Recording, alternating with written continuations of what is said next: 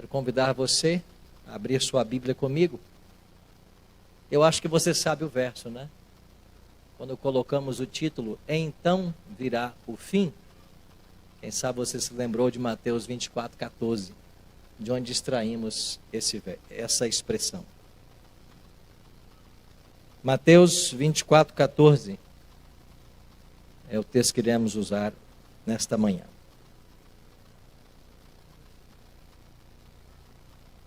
Somos aconselhados a nunca abrir esse livro sem antes fazer uma oração. Já oraram pelo estudo dessa manhã, mas oração não quer demais. Pai querido, nos reunimos nesta manhã para adorar-te na beleza da tua santidade. Obrigado porque o teu Espírito já está entre nós. Obrigado pelo privilégio que temos de ainda gozarmos liberdade religiosa em nosso país. Pelo privilégio que temos de ter a tua palavra em nossas mãos e de poder estudá-la mais uma vez nesta manhã. Obrigado, Senhor, também pelas preciosas pessoas que serão batizadas nesta manhã, frutos da obra do teu Espírito. Nos ajuda, Pai, nesta manhã a ficarmos reverentes na tua presença, a descalçarmos nossas sandálias, porque o solo que pisamos é terra santa. Para que o teu Espírito nos fale mais uma vez, e para que as decisões que precisam ser tomadas, motivadas pela tua palavra, elas possam ser tomadas nesta manhã. Oramos em nome de Jesus. Amém. Mateus 24:14, por gentileza, leia comigo aí. Palavras do próprio Jesus Cristo, e ele diz assim: E será pregado este evangelho do reino por todo o mundo, para testemunho a todas as nações. Então virá o fim. Uma análise sintática dessa palavra então nos permite reconhecer que ela está condicionando o fim do mundo à volta de Jesus. Ou melhor, o fim do mundo e a volta de Jesus à pregação do Evangelho. E será pregado em testemunho a todas as nações, então, e só então, virá o fim. Isso quer dizer que o fim não vem sem que o Evangelho seja pregado. Essa pregação, esta profecia de Cristo, ela tem um duplo cumprimento.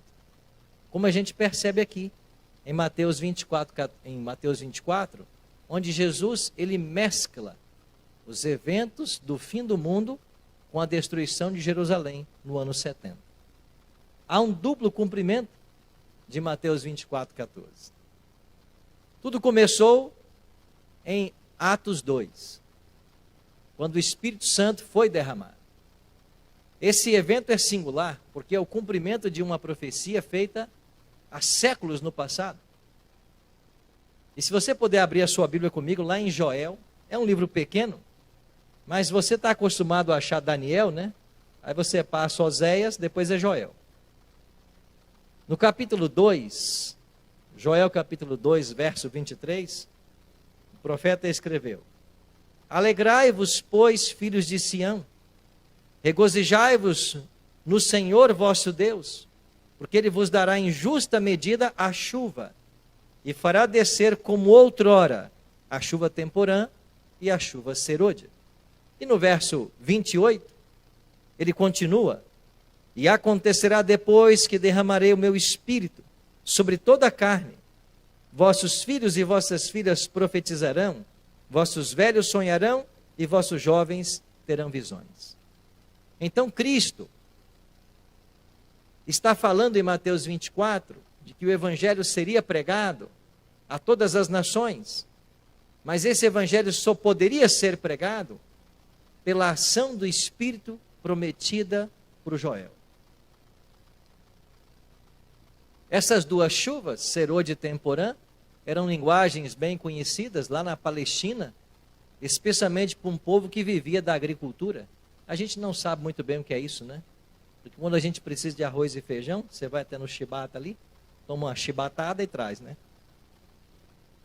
No preço que estão as coisas. A gente não tem muita noção da necessidade da chuva para o alimento. Mas as pessoas que vivem da agricultura, os responsáveis pela produção do alimento, sabem que se não houver ali o cereal, se não houver a chuva, nada vai ser produzido. E nos tempos bíblicos, essas duas chuvas eram muito importantes e conhecidas. Quando caía a primeira chuva, a chuva temporã, era a hora da semente ser lançada ao solo. E muitas vezes, o grão era lançado ao solo na expectativa da chuva, mas na certeza de que ela viria. E quando a chuva chegava, ela permitia que a semente morresse e germinasse. Nascesse a planta e em breve chegasse o fruto. Quando se cumpriu a promessa da chuva temporã? Ela se cumpre em Atos 2. Versos 1 a 4. Ao cumprir-se o dia de Pentecostes, estavam todos reunidos no mesmo lugar. De repente, veio do céu um som como de um vento impetuoso e encheu toda a casa onde estavam assentados. E apareceram, distribuídas entre eles, línguas como de fogo. E pousou sobre cada um deles, todos ficaram cheios do Espírito Santo e passaram a falar em outras línguas, segundo o Espírito lhes concedia que falassem. Em Atos capítulo 2, você tem o derramamento do Espírito Santo. Num domingo, no momento em que Jerusalém celebrava a festa do Pentecostes, que era uma festa que se celebrava exatos 50 dias depois da Páscoa. Cristo havia ressuscitado no domingo, em cumprimento à tipologia da festa das primícias, e 50 dias depois, você tem o Pentecostes, quando o Espírito Santo é dado, também cumprindo a tipologia daquela festa. Assim, o dia de Pentecostes, o domingo de Pentecostes, ele marca o que nós chamamos de dispensação do Espírito Santo. Não que o Espírito não existisse, porque ele é Deus, ele é eterno. Não que ele não atuasse, porque ele já atuava no Antigo Testamento, e dos 39 livros do Antigo Testamento, ele já aparece em 22. Não que ele não tivesse um ministério ativo, porque ele aparece 123 vezes no Antigo Testamento. Não porque ele viesse para dar dons, ele já havia dado dons. E você encontra todos os dons do Novo Testamento no Antigo Testamento, com exceção de 2, falar línguas e interpretar línguas. Esses não estão lá. Todos os demais estão. O Espírito Santo é o Deus que atuava nos bastidores e ainda atua. E ele havia dirigido o povo de Deus, feito todos os milagres que nós conhecemos, capacitando pessoas. Só que o Pentecostes marcou uma nova fase. Por quê? Porque agora inicia-se o seu trabalho como substituto. Ele é o substituto de Cristo. É por isso que Jesus falou, eu vou para o céu, convém para vocês que eu vá, mas quando eu for eu vou enviar um outro Consolador, esse outro é igual a mim, e ele vai estar para sempre convosco. Então, quando o Espírito vem no Pentecostes, ele vem com uma nova função. Ele agora é o substituto de Cristo. E ele veio para continuar o trabalho de Cristo, para levar toda a glória para Cristo, para conduzir as pessoas a Cristo. A gente chama o Espírito Santo de a pessoa humilde da divindade. Tanto é que você vai encontrar no Apocalipse um trono para o Pai, um trono para o Filho, mas não há um trono para o Espírito. A função dele é chamar a atenção para Cristo, é glorificar a Cristo. Então foi um momento marcante esse domingo de Pentecostes. E o Espírito Santo ali começou a agir para que o Evangelho avançasse. E os discípulos receberam dom de línguas. E quando eles começaram a pregar nas línguas das 14 nações reunidas em Jerusalém, alguns, zombando, disseram, o que está acontecendo? Esses homens estão bêbados? Aí Pedro se levanta e diz assim, Atos 2,15. Esses homens não estão embriagados, como vim dispensando, sendo esta a 3ª hora do dia, 9 da manhã. É muito cedo para alguém estar embriagado, até mesmo quem bebe. Eles não estão embriagados. Mas o que vocês estão vendo aqui, o que está acontecendo, é o que foi dito por intermédio de Joel, que nós acabamos de ler. E acontecerá nos últimos dias, diz o Senhor, que derramarei o meu Espírito. E Pedro interpreta o evento de Atos 2 como cumprimento de Joel 2. É a chuva do Espírito que vocês estão vendo. E sabe o que aconteceu? A chuva veio com um propósito especial. E qual foi esse propósito? Jesus havia dito: vocês vão receber poder. E vocês serão minhas testemunhas.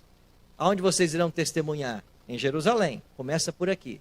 Mas vocês irão para a Judéia, vão para Samaria. E depois vocês vão até os confins da terra. E eles foram. E quando nós chegamos em Colossenses 1:23, o apóstolo Paulo escreveu assim: se é que permaneceis na fé, alicerçados e firmes, não vos deixando afastar da esperança do evangelho que ouvistes, e que foi pregada a quem? Toda criatura debaixo do céu. E do qual eu, Paulo, me tornei ministro. Veja que Paulo está dizendo que nos seus dias o evangelho atingiu toda criatura debaixo do céu. É por isso que eu disse que essa profecia de Mateus 24:14, o texto base para o nosso estudo nessa manhã, tem um duplo cumprimento. E nos dias de Paulo, o evangelho foi pregado a todo mundo. E o fim veio. E qual foi o fim para aquela geração? A destruição de Jerusalém. Então, o ano 70, quando Jerusalém é destruída, milhares de judeus são mortos, os que fogem dão início ao movimento da diáspora judaica, é o cumprimento do fim de Mateus 24:14. O evangelho foi pregado e o fim veio.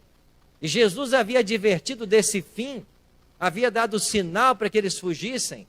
E Ellen G. White, em uma menção a esse evento, ela diz que nenhum cristão, se perdeu na destruição de Jerusalém. Por que não? Porque quando os exércitos romanos sitiaram Jerusalém, houve um momento que eles baixaram guarda. E este era o sinal que Cristo havia dado cerca de 40 anos antes, para que eles fugissem. E quando eles baixaram guarda por um momento, todos os cristãos fugiram. Quando voltaram os exércitos, eles só encontraram ali os judeus que não haviam aceitado Cristo, e estes morreram. E Flávio José, um historiador do primeiro século, disse que morreram tantos judeus que nas escadarias do templo descia sangue como a enxurrada de uma chuva. Tanto judeu que morreu no ano 70, porque não ouviram a advertência de Cristo.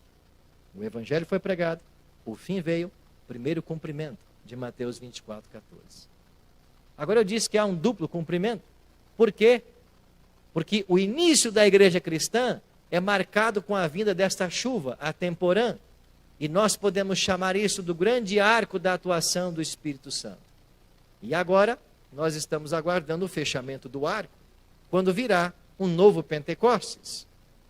E tão essencial, tão indispensável, tão imprescindível, quanto foi o Espírito nesse primeiro momento, para que a semente do Evangelho fosse lançada, e para que o mundo fosse evangelizado, também ele o é agora, no fechamento do arco, quando nós aguardamos a chuva serôdia. Então a segunda chuva, ou chuva serôdia, ou últimas chuvas, como algumas versões da Bíblia falam, vai propiciar o segundo cumprimento de Mateus 24:14. Agora eu volto a sua atenção para o verso base dessa manhã. Leia comigo de novo. E será pregado este evangelho. Agora a ênfase aqui é nesse pronome demonstrativo. E será pregado este evangelho. Não é qualquer evangelho. Há um evangelho para ser pregado. Jesus disse que é este evangelho. E de que evangelho Jesus está falando? Nós encontramos resposta de que Jesus voltará quando o evangelho for pregado. Mas qual evangelho? O evangelho eterno. Está contido esse evangelho em Apocalipse. Agora vamos para o capítulo 18. Se você puder abrir Apocalipse aí, é interessante. Olha Apocalipse capítulo 18. O livro das revelações.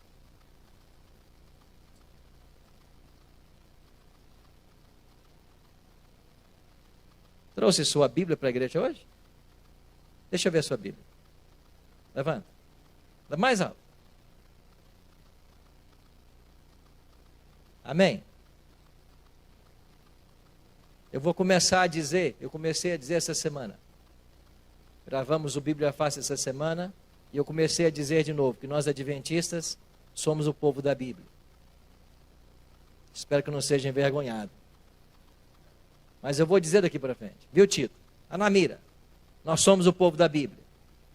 Vamos levar essa igreja a ser o povo da Bíblia, a conhecer a Bíblia, a todos ficar bom na mira. Não deixe de trazer sua Bíblia para a igreja. Não deixe de ter a Bíblia. E, sobretudo, não deixe de lê-la. Toda vez que você lê, é a boca de Deus falando com você. Né, Maria? Minha amiga Maria. Aonde está o acontecimento da chuva serôdia no Apocalipse? É no capítulo 18. E no verso 1 diz assim: depois dessas coisas, vi descer do céu o quê? Por que outro anjo? Porque no capítulo 14 já haviam sido vistos 3. Apocalipse 18:1 é o quarto anjo. Vi outro anjo, é o quarto. E quando esse anjo veio, o que aconteceu? Ele tinha grande autoridade e a terra se fez o quê? Se iluminou com a sua glória. Mas quem é esse quarto anjo que ilumina a terra com a sua glória? É o Espírito Santo.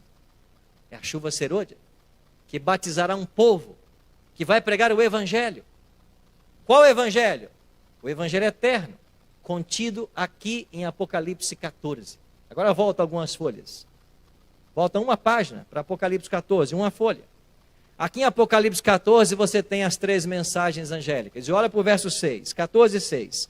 Vi outro anjo voando pelo meio do céu. Esse é o primeiro. Tendo o quê, irmãos amados? O que ele tem na mão? Um evangelho? Este é o evangelho que Jesus falou lá em Mateus 24:14. Este evangelho será pregado. Qual evangelho? O evangelho eterno. Então escuta uma coisa. Jesus não volta sem que as 3 mensagens angélicas sejam pregadas. E elas serão pregadas no poder da chuva serôdia, que é o Espírito Santo no tempo do fim. Agora, resumindo, o que diz essas 3 mensagens? Primeira mensagem. O anjo vem do céu, tem o evangelho eterno, é para pregar a cada nação, povo, tribo e língua, é para o mundo inteiro. E ele diz em grande voz: temei a Deus, dai-lhe glória, pois chegada é a hora do seu juízo. Primeira verdade que temos que apresentar ao mundo: o juízo chegou. É por isso que nós estamos vivendo o 7º período das igrejas do Apocalipse. A igreja de Laodiceia. Porque a palavra Laodiceia já quer dizer povo do juízo, ou povo julgado. E de acordo com Daniel capítulo 8, esse juízo começou lá, no dia 22 de outubro de 1844. Então a primeira verdade que nós temos que exaltar diante do mundo é que o juízo começou no dia 22 de outubro de 1844. Quando Jesus deixa de ser sacerdote ou não deixa, ele assume uma nova função agora de sumo sacerdote também. É essa a nossa mensagem. E quando você prega isso por aí, as pessoas não sabem. Elas nunca ouviram falar do dia 22 de outubro. Elas não sabem do juízo. Mas como não sabem, se a Bíblia diz claramente que depois da morte vem o juízo? E se o juízo precede a volta de Cristo? E se todos nós temos que comparecer perante o tribunal de Cristo, como Paulo ensinou? Como não conhecem? Porque não estão prontas. E nós temos que preparar, nós temos que pregar. Essa verdade que chegou para você tem que ir para outros. E por falar nisso, eu gosto muito daquele momento da multiplicação dos pães. Há uma tremenda lição nesse milagre de Cristo. Jesus alimentou 2 multidões multiplicando pães. Ele multiplicou 2 vezes. Mas em todas as vezes que ele multiplicou, os discípulos foram responsáveis por alimentar a multidão, e cada um tinha um cesto, e houve uma ocasião que ficaram 12 cestos cheios. Por que 12? Porque eram 12 os apóstolos. Então, eles pegavam o cesto da mão de Cristo e levavam para a multidão. Em algum momento, o pão e o peixe acabava. E eles vinham com o cesto vazio até Cristo, e Cristo operava o milagre. O milagre não estava no discípulo, o milagre não estava no cesto, o milagre estava em Cristo. E eles vinham até Cristo, e Cristo operava o milagre. E eles voltavam para a multidão, entregavam. Quando acabava o pão, acabava o peixe, eles voltavam em Cristo. O milagre era operado, e eles voltavam para a multidão. Ou seja, se você não vai a Cristo, você não tem o que entregar. Se você não vem a Cristo, você não tem nada para dar. Porque ninguém pode dar o que não tem. Então você tem que conhecer esse assunto, meu irmão. Nós temos que gastar tempo com esse livro. E a nossa igreja, tão amada, vive um fenômeno.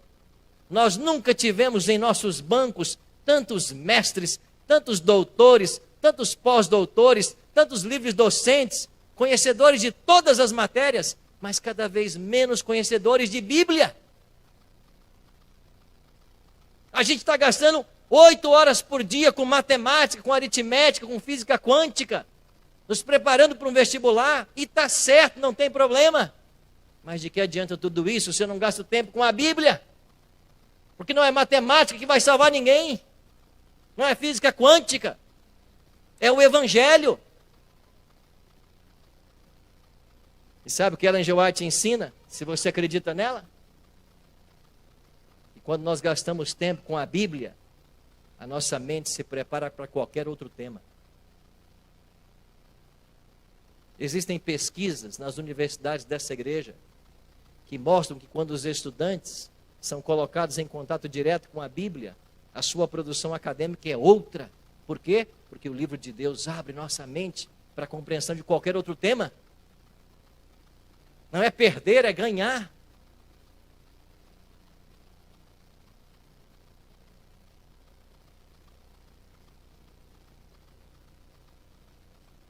Não espere que alguém vai aprender por você. Não existe crescimento intelectual por osmose. Conhecimento são 2 horas em cima de livros. Você precisa disso. Eu preciso. Nós precisamos. Ah, pastor, o senhor fala isso porque isso é a ferramenta de trabalho do senhor. É verdade. Hoje é minha ferramenta. Mas hoje é a ferramenta. Nem sempre foi.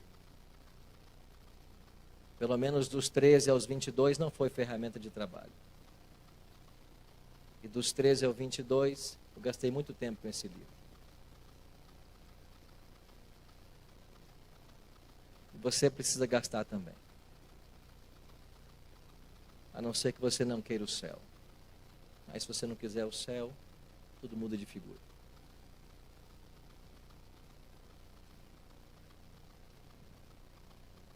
O primeiro anjo diz assim: o juízo começou. Ele continua: e vocês têm que adorar o que fez os céus, a terra, o mar e as fontes das águas. De onde o anjo está tirando essa expressão? Do 4º mandamento, lá de Êxodo 20, 8 a 11. É de lá que ele pega a expressão. Então, primeiro o anjo enfatiza 2 doutrinas. O juízo começou, e a norma do juízo será a lei. E dentro da lei, o sábado.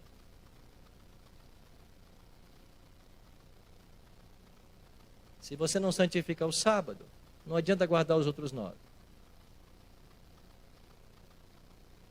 Porque o critério do juízo será a lei. E o sábado está sendo bombardeado. Todo mundo por aí está ensinando o domingo. Estão arranjando desculpas para o sábado. Isso é para o judeu. Jesus aboliu o sábado. Jesus trabalhou no sábado. E as mentiras vão por aí, sendo ecoadas dentro de muitos templos cristãos no Brasil e no mundo. Isso é profético, não se preocupa. Nós não temos que nos preocupar com a mentira. Nós temos que exaltar a verdade. Porque quando a verdade é exaltada, o erro cai por terra. Então o anjo claramente anuncia: adore ao Criador. E há um dia memorial para ele ser adorado, é o sábado. Então, quando você pegou sua Bíblia e veio para a igreja hoje, você está testemunhando de que você está seguindo a palavra. O terceiro anjo diz assim: se alguém adora a besta e a sua imagem, vai ser destruído. Então nós aprendemos que a gente tem que pregar essas duas mensagens por contraste. Enquanto a primeira nos leva a adorar Deus, a terceira adverte da adoração à besta. E finalmente adorarão a besta todos aqueles que, opondo-se ao sábado da lei, aceitarem um domingo como dia santo. Então vai acontecer o que nós chamamos de ecumenismo. O ecumenismo é profético, ele vai acontecer. Todas as religiões vão se unir. Ninguém vai mudar suas características. Elas vão se unir em torno de doutrinas que lhes são comuns.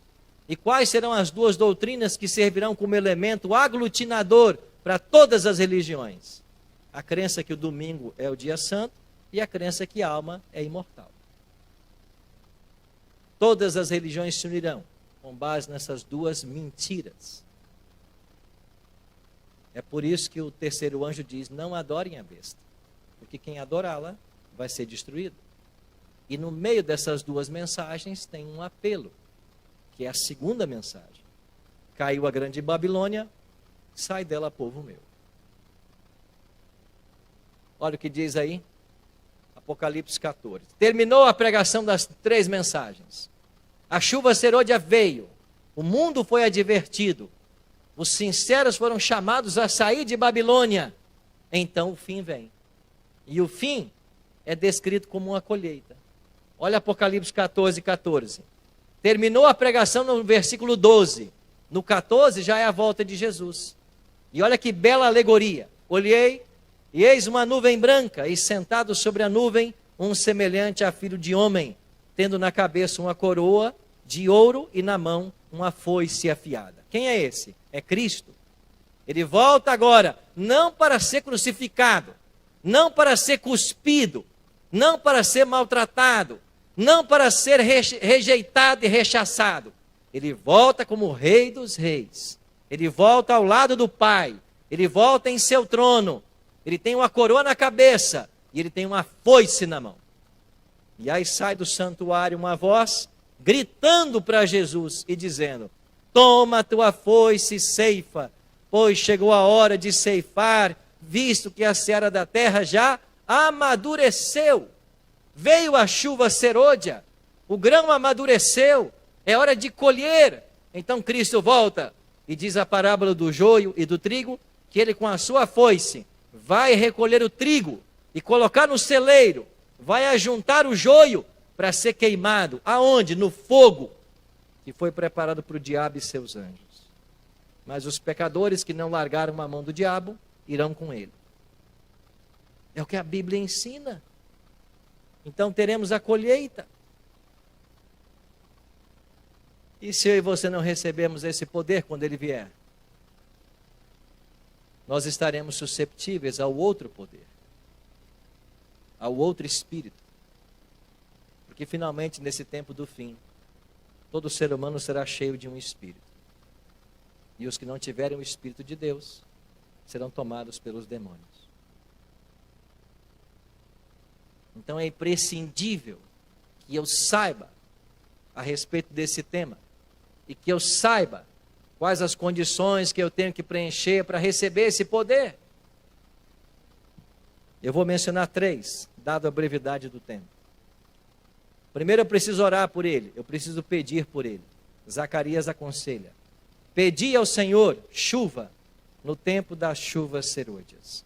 Ao Senhor, que faz as nuvens de chuva, e dá aos homens aguaceiro, e a cada um a erva do campo. Nós temos que pedir. Jesus, para motivar-nos ao pedido, disse assim: qual de vós é o homem que, se o filho lhe pedir um pão, vai lhe dar uma pedra? Se pedir um peixe, vai lhe dar uma cobra? Ora, se vós que sois maus, sabeis dar boas coisas aos vossos filhos, quanto mais o Pai Celeste dará o seu Espírito àqueles que lhe o pedirem. Jesus incentivou-nos a pedir o Espírito. Então nós temos que orar por ele. Ele nunca vai vir se você não orar. Segundo, nós temos que nos arrepender e confessar os nossos pecados. Essa é uma condição imposta em Atos. Olha o que disse Pedro: arrependei-vos, pois, e convertei-vos, para serem cancelados os vossos pecados, a fim de que, da presença do Senhor, venham tempos de refrigério. E essa expressão, o tempo de refrigério pela presença do Senhor, é uma alusão à chuva serôdia. E que envie ele o Cristo, que já vos foi designado Jesus. Então, se não houver arrependimento e confissão de pecados, o Espírito não virá. E terceiro, nós temos que nos unir. Atos 2 diz que diariamente os cristãos da igreja primitiva perseveravam unânimes no templo, partiam pão de casa em casa, tomavam suas refeições com alegria e singeleza de coração. A expressão aqui, unânimes, ela aparece várias vezes em Atos. Aqueles discípulos que outrora brigavam pela supremacia, queriam ser os primeiros no reino de Cristo, interpolaram ele várias vezes sobre o assunto, agora não. Agora estavam unânimes, cada um na sua área, cada um fazendo o seu melhor, e a igreja crescia e prosperava. Por quê? Porque havia unidade. Nós temos que nos unir. Como um povo nós temos que nos unir. E por que é que muitos não irão receber? Porque guarda-chuvas impedirão estas chuvas. Guarda-chuvas são esses, pastor? Orgulho, egoísmo, vaidade, mundanismo, falta de autocontrole, falta de domínio próprio, falta de amor, crítica. São guarda-chuvas que são abertos e impedirão muitos de receberem a chuva. Mas ela virá, tão certo como veio no passado. E é nos prometido agora uma porção muito maior. Então a grande colheita se aproxima. Milagres muito maiores do que aqueles que foram testemunhados no Pentecostes irão acontecer. E eu e você poderemos estar de um lado ou de outro. Ou como protagonistas, ou como espectadores.